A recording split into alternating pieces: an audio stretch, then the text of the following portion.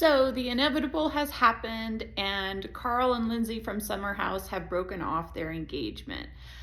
From what I've read, it sounds like Carl was the one who called it off. And this is something that, as a dating coach for women, I saw coming a long time ago. And I remember when they first got engaged, I was watching the show and I sat next to the couch on my husband and said, yeah, this engagement isn't going to last. I predict that they don't make it down the aisle.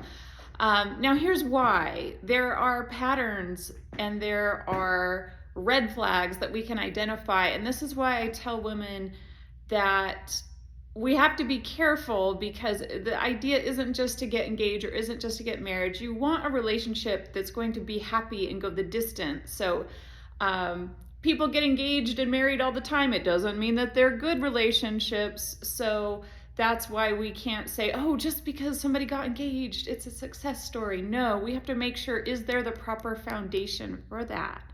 And so I wanted to take a minute to chat about what we can learn from the red flags we see in this relationship and why I think it was inevitable that the engagement was called off. So first of all, Lindsay has always been an aggressive man chaser, and that is something that I caution women you always need to stay away from, because the reality is that when women chase, men take them for granted. And none of us, whether we are single, dating, or married, want to be taken for granted. And if you are the pursuer, he will always sort of wonder in the back of his mind if maybe he could have done better, or maybe there's some other interesting, bright, shiny object out there. And this isn't something that is just superficial. I think that men are at their best when they are finding themselves taking on a worthy challenge, such as winning your heart and really earning your love and interest and respect. And if you throw yourself out them, you're what I call a fish in a barrel. And think about men who like to go fishing. They don't go to a barrel full of fish. No, that's not any fun. They go to a lake or a river or fly fishing in Montana or something where it's interesting because it's a challenge and it's not guaranteed. And if you chase them, in their mind, the result is guaranteed, which is you want them and they think they already have you before you've even begun. That's my little kitty in the background. So we always want to stay away from chasing men. The second thing is that, as shown in Summer House and Winter House, Lindsay has a pattern of habitual anger. Now, everybody gets angry sometimes. None of us need to be, sugary sweet 24 hours a day. But when there is a habitual pattern, that's something that men can't take. They can't take somebody who's like always angry or even always highly emotional. They tend not to cope with that well.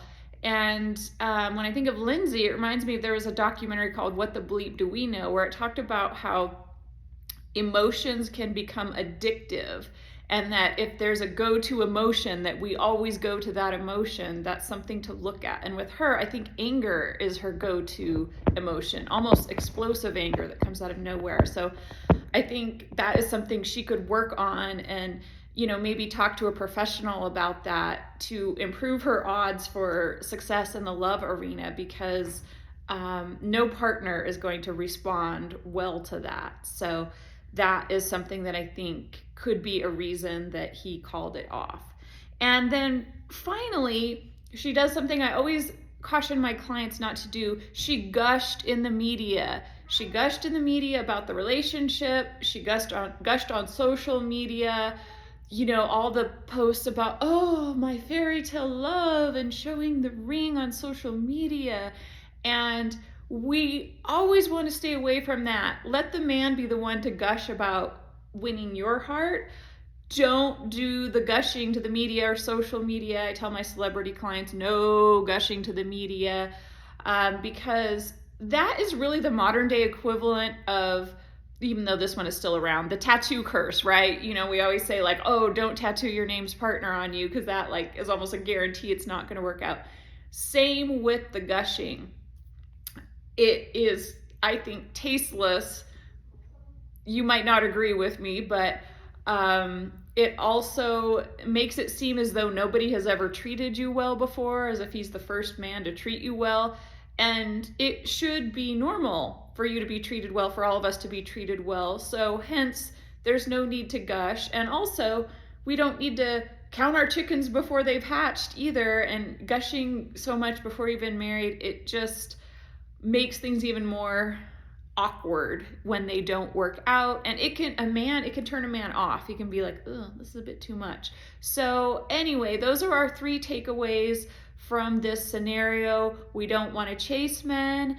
We don't want to habitually act out of anger. If so, we want to look into that, maybe with help from a professional or other methods you might use to keep some of those more extreme emotions in check and make sure we're not constantly going off on people.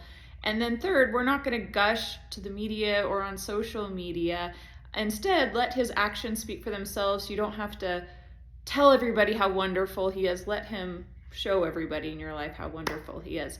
I'm Coach Cori at Love Academy for Women, and check us out for more dating advice and for consultations. Talk to you next time.